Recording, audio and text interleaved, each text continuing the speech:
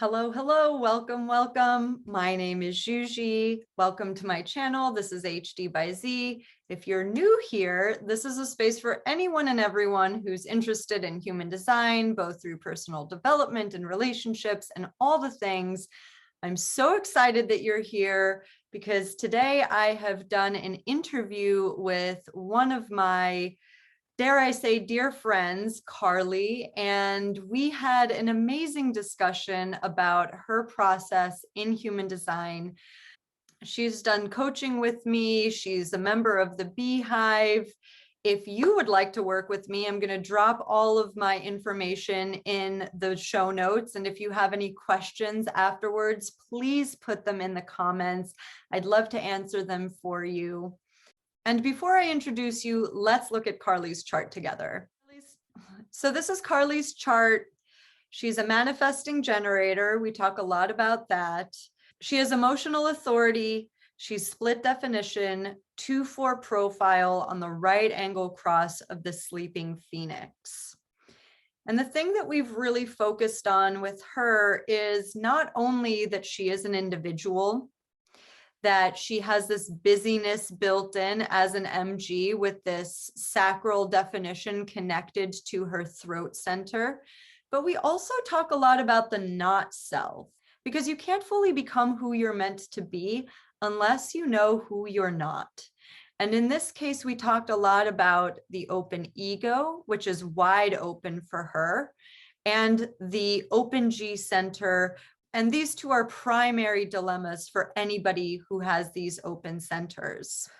So without further ado, here's my conversation with Carly.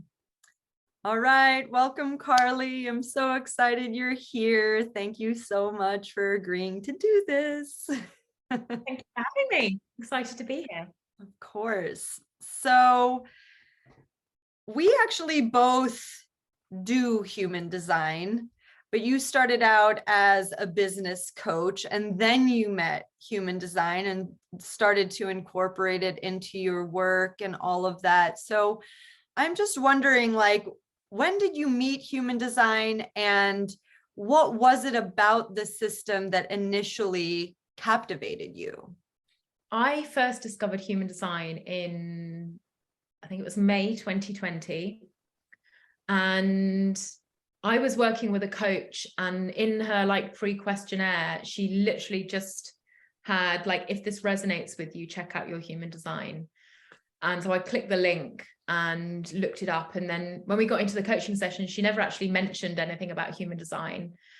But I had already gone down the rabbit hole and started reading more into it. And I think the reason that it resonated for me as an individual was that it was the specificness of the charts that described why I was unique and different, because I'd always felt like that.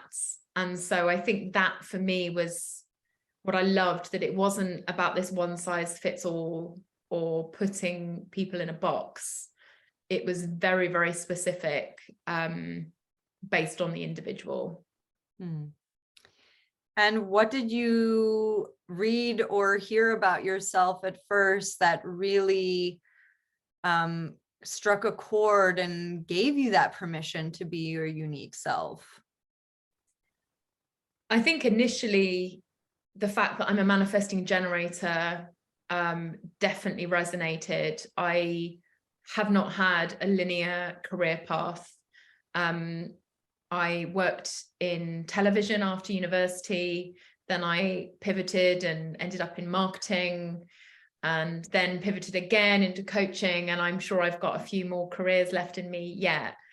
And then even in those roles, I always was someone who needed a lot of excitement and variety and would get bored very easily. And I always thought that that was a flaw, that I was a bit chaotic or difficult to keep up with or a bit flaky. And so for me, being a manifesting generator really, really resonated to begin with.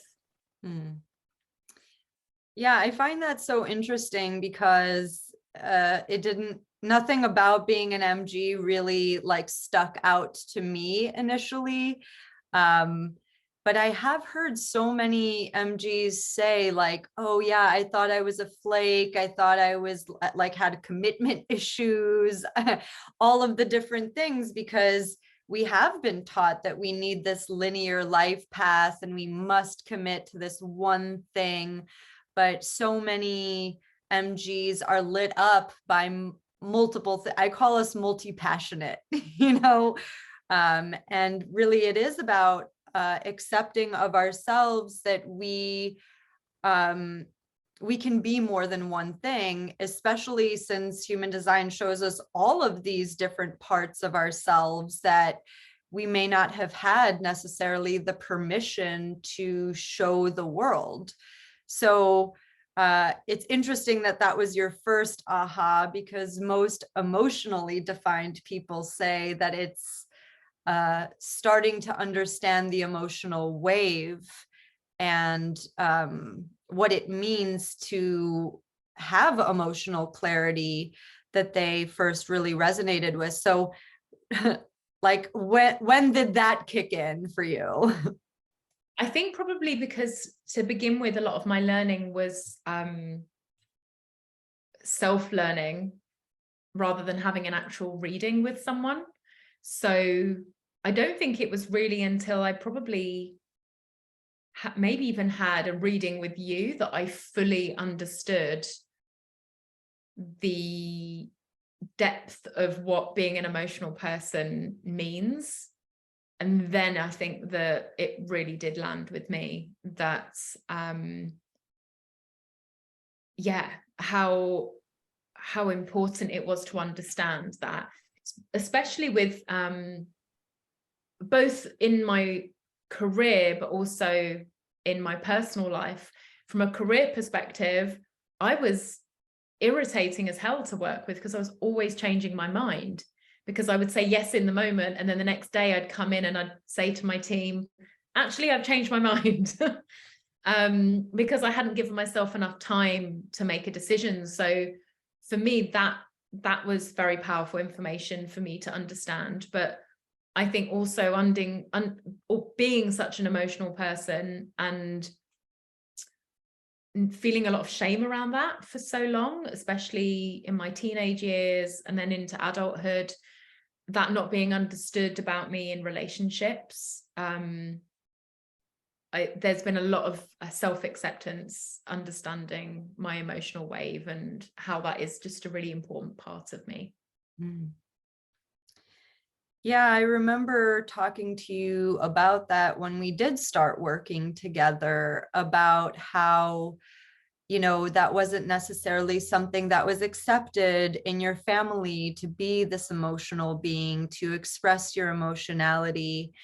And ironically, it seemed hardest for your mom to accept that about you, even though she herself is emotionally defined, but it wasn't something that was necessarily okay for her. So it wasn't okay for you.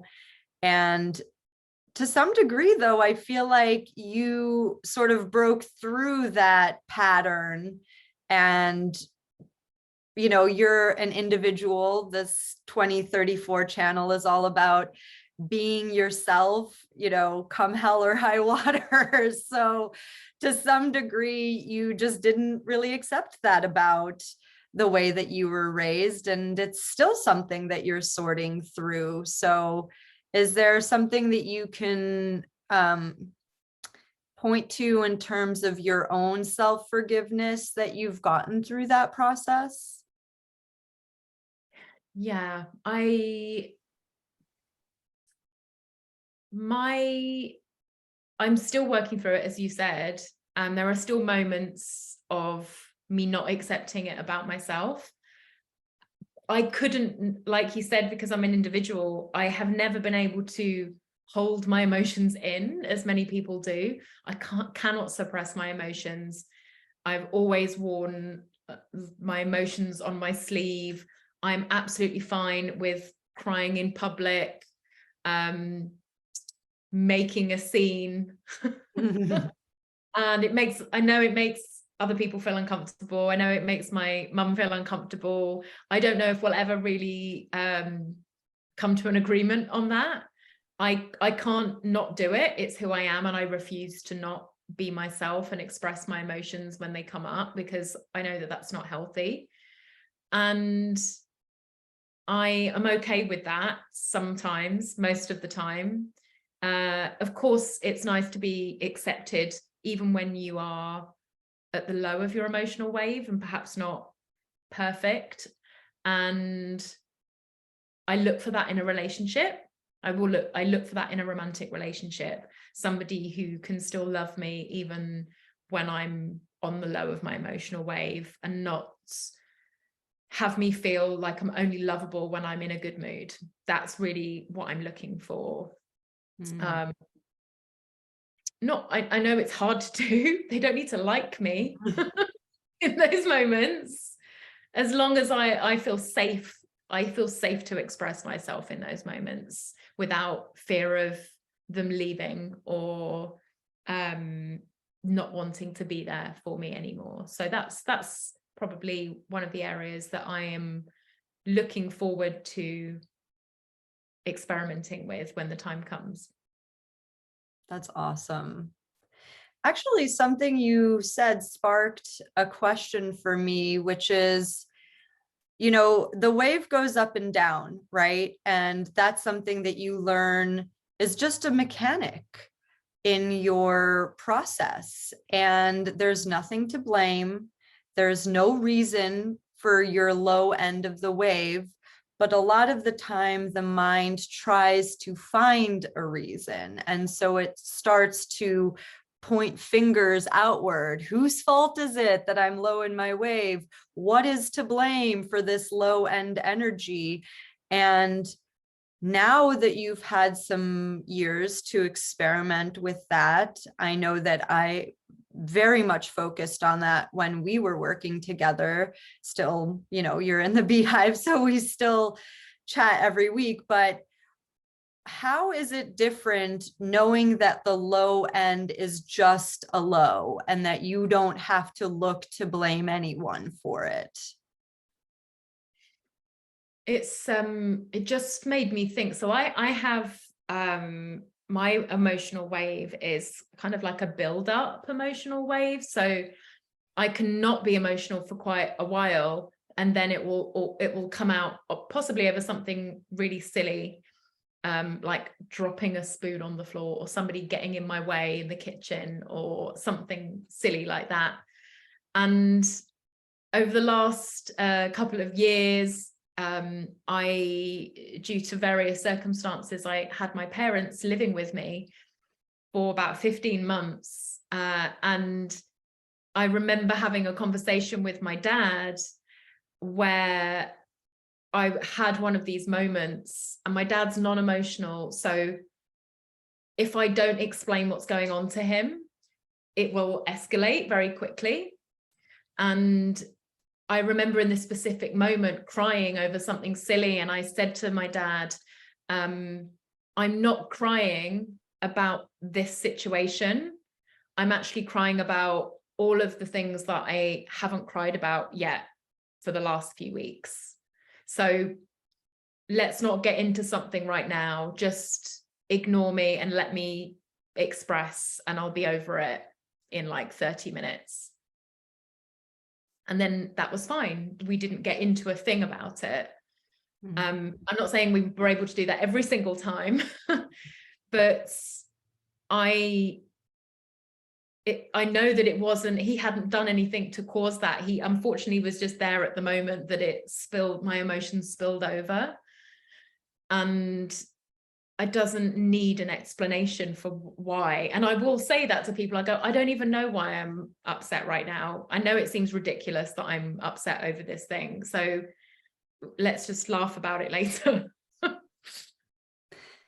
I mean, it's definitely a work in progress always, but now that you understand what's going on and you can brace people for that impact, especially if you now know that they're open emotionally and could potentially take it very personally.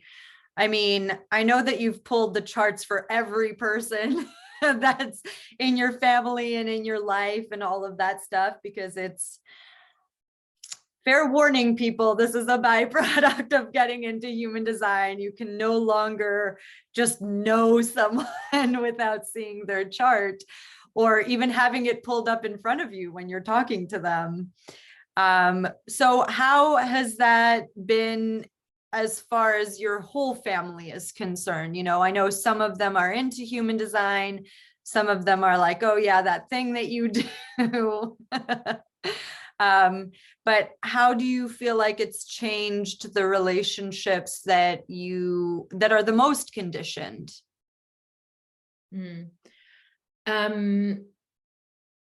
I feel like I've become the most understanding person within the family, of able to like see different perspectives and why someone, rather than taking things personally, and hopefully helping others to not take things personally by being able to explain why someone's, you know, why, when there's a communication breakdown, why that's happening. Like you said, not everyone's, some people don't want to hear about it, but for me, it's really helpful to not take things personally, and also learn how to best communicate with them. And specifically, I think for my nieces and nephews, I have 8 nieces and nephews, and obviously it's still early days, they're all still very young, and I'm not with them all the time, but when they are with me, I really do try to support them through using the human design system. Whether that is, I have a projector niece, my eldest niece is a projector. She's really into fashion, so I'll often invite her to let me know what she thinks of my outfit, for example, or we'll go shopping.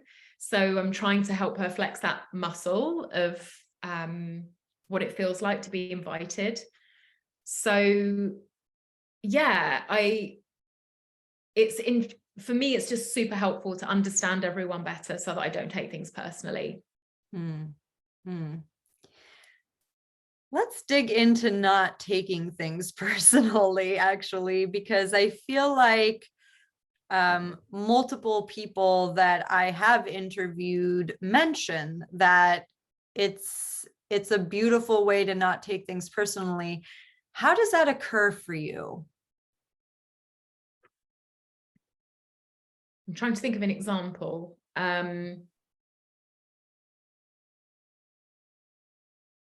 I think the emotional piece with my mum, she has the 59-6, and that's a very different emotional wave to me. So although we are emotional, both emotional, it shows up very differently. Hers is much more subtle, and I often provoke the emotion in her. So I think that's probably why there is that friction around emotion in our relationship. So for me, it's often on reflection, because obviously it takes my emotional wave to like look back and reflect on things. I don't always get it in the moment, but afterwards, in hindsight, I'm able to see that it's not anything personal or anything that I did. It's just a chemistry thing that's happening. And apart from the awareness, there's not much you can do about that, because we all are who we are. Yeah, I feel like there's so much pain in the world trying to change other people. People who aren't going to change because we just can't. We are who we are. And the self-acceptance and leaning into that part of us is so valuable. But I do also want to talk about the not self, because I actually focus a lot on who we're not when I'm talking to somebody about their chart, all of their open centers. And you and I specifically really drilled down into the open ego, but then also the open G center, which are these two primary dilemmas for those who are open, because it's very valuable to hear who you are and where your decisions are here to come from. For you, it's about responding with your sacral and only doing things that light you up as a manifesting generator, but then also checking in with this emotional wave to see what feels good and feels correct for you. And that's who you are. You were born with that, you'll die with that. That's your consistent imprint. And who you're not is often where decisions come from. And so what can you tell me about understanding the not self in this evolutionary pattern that you're experiencing? Yeah, the open, they show up in different areas of my life. The open ego, for me, I think has mainly showed up, or most strongly shown up, in my romantic relationships in the past, trying to prove that I'm a good enough girlfriend. So that for me is certainly where that shows up. I'm sure it does also has shown up when I have worked too many hours in the past, to try and prove that I'm doing a good job or that I'm worth the money that I'm earning. But it feels heavier in my romantic relationships for whatever reason.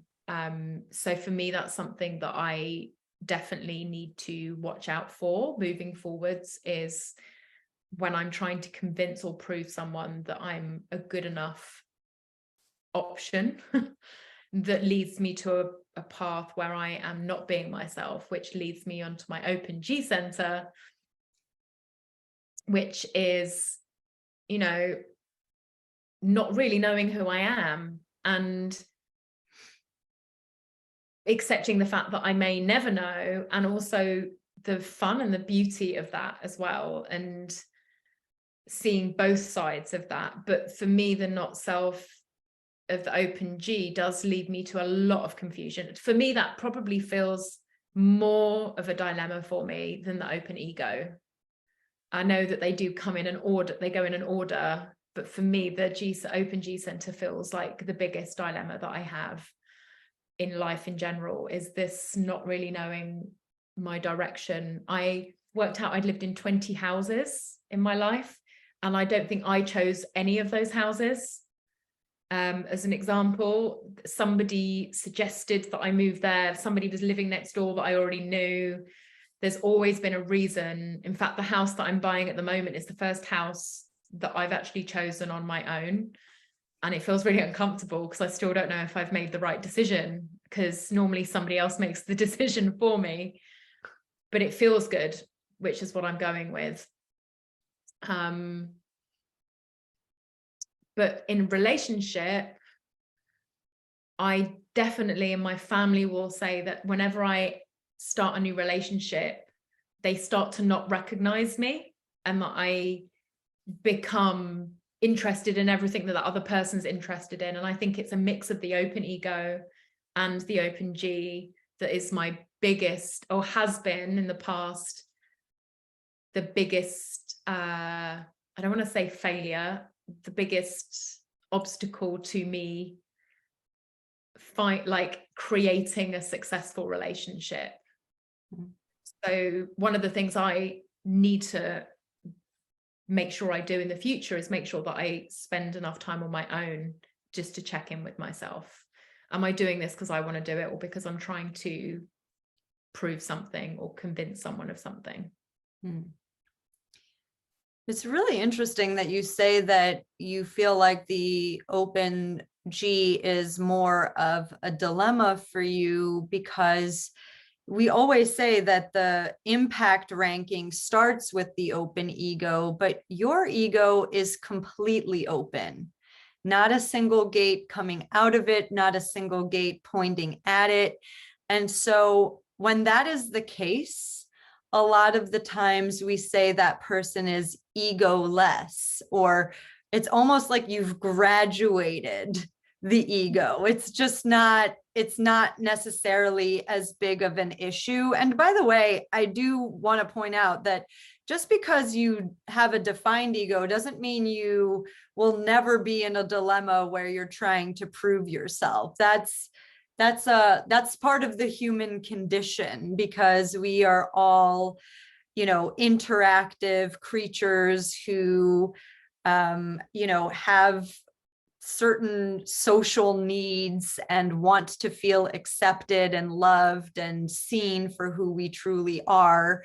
So there's no escaping that. And I don't know if there's a way to completely decondition from it either. But this idea that, you have started to see the beauty in this being lost with the Open G Center, because you can see that if you surrender, then all of these incredible things that are super unexpected can pop up at any time. And that's part of what this process is all about, is surrendering to the unknown, because the mind is constantly trying to control the future. And the future isn't something that we can control. And surrendering to that and being present in the now, and really taking care of ourselves in the moment, is what supposedly attracts, we MGs, we have these open and enveloping auras. We're here to respond to what comes into our field. And when you are following your strategy and authority, potentially the more things that are correct for you will start showing up in your field, more things to respond to, more things that light you up. And, you told me some great news right before we got on this call. So do you feel like you're starting to see what surrender can actually yield for you in your life? Yeah, and I know I've said this to you, it's felt like a bit like an extreme sports. Like, this is really edgy and dangerous and risky to just surrender and trust that stuff's going to show up. And you go through a really uncomfortable period where nothing shows up, but then it does. And I have this weird analogy that I happened to me this week. I took my parents' dog for a walk, and at first she was on the lead with me, and then I let her off the lead when we were in the field, and I was watching her like zigzag across the field and have all of these different experiences. And I smiled because I was like, that's like me with my Open G. Like, I'm off the lead and I'm like off over here and off over here. I don't really know where I'm going. And I get to experience all of these different things like she's experiencing right now. And then at the end, when we were going back onto the road, I put her back on her lead. And I was like, it's kind of what it's like when I'm in a relationship and I'm just going where the other person wants. Is the route is going to be from A to B, and I don't really get a say in where I go. And so for me, that was just a really good example of the joy that you can have with an Open G, is you don't really know what you might find along the journey. Mm-hmm. Absolutely. I always tell people with an Open G, it's like you'll go to a town where your friend grew up and has lived their whole life, and you'll go for a walk and find something that your friend never knew was there, because your Open G just takes you to these magical places that, other people with defined Gs might just never find. And You know, you might be attracted to somebody with a defined G because it feels safe and because it feels comfortable that they can lead you, but they're going after their own direction. So it's up to you to decide whether it feels good to go in that direction with them, right? Yeah. And to know that you can kind of go off and do your own thing and come back, and go off and do your own thing and come back, and feel safe to do that, without trying to convince or prove anything. Mm-hmm. I feel like the way that I want to round this out is just by talking about your cross of the sleeping phoenix, which I actually just did a video about 2027 and how we're shifting into this cross of the sleeping phoenix as a universal background frequency. But this is an energy that you live with 24 hours a day. So what can you tell me about burning it all down and rising from the ashes? It's I think maybe last year or a year or so ago, I was probably on the low of my emotional wave, and my brother popped round for something he wasn't expecting for me to emotionally dump on him. And I was telling him something that I was worried about, and he said, "But you're really good at starting again."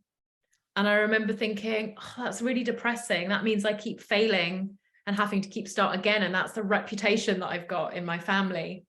And then I realized that he meant it as a compliment, that I'm really good at rising from the ashes.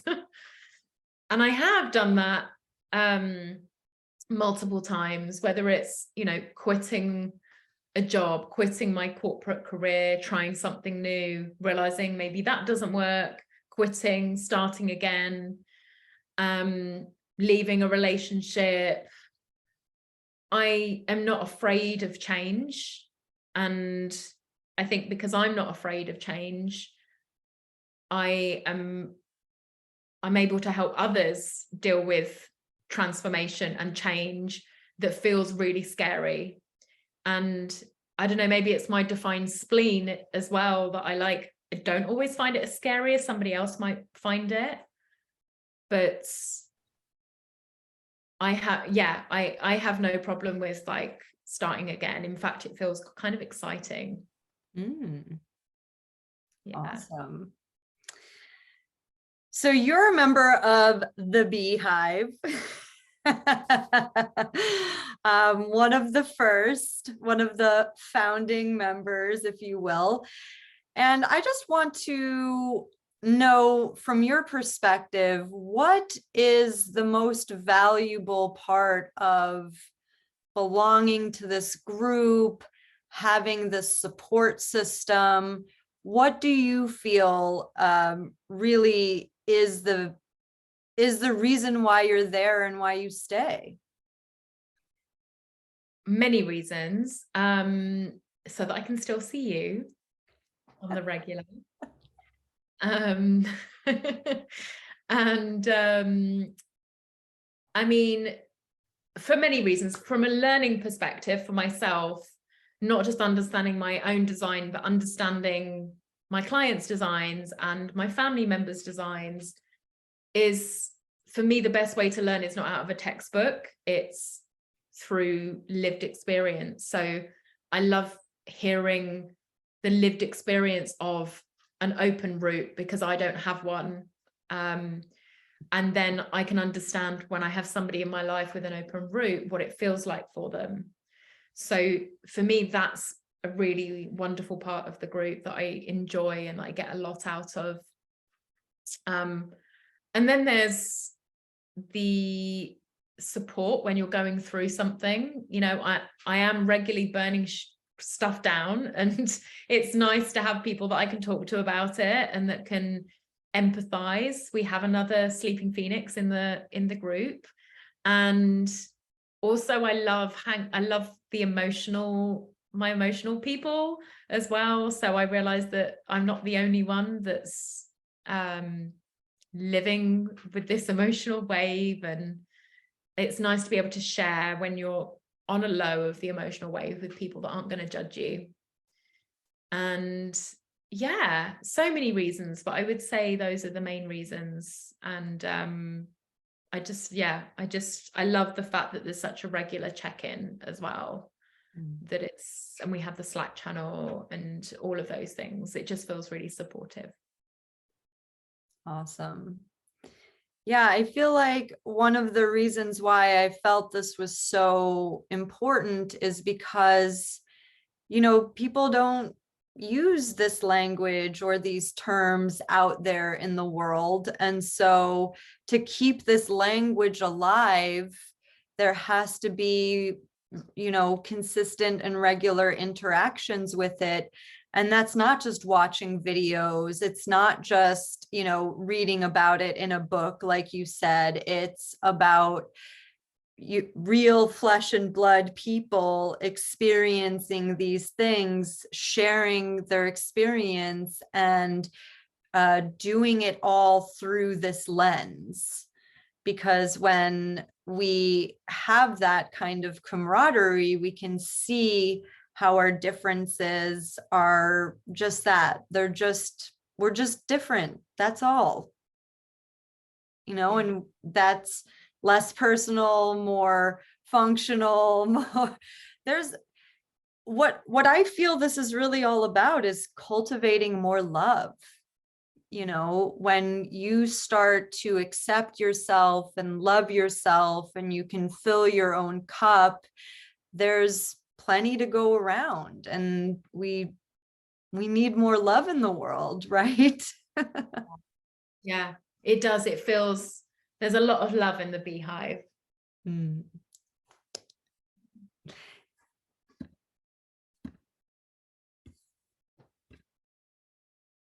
All right. I feel like that was perfect. Thank you so much for being here, Carly. I really appreciate your time. And I really appreciate your presence in my life. I feel like you are a role model to other emotional people in the Be Hive and just out there in the world, offering your support and your care to teams and your family and all of that. So thank you. Thank you. All right, guys, I hope you enjoyed that as much as I did. Like I said, we got pretty chatty. If you like this video, press thumbs up and subscribe to my channel if you want to get notified every time I drop one of these. Again, if you have any questions, please put them in the comments. Until next time, ciao for now.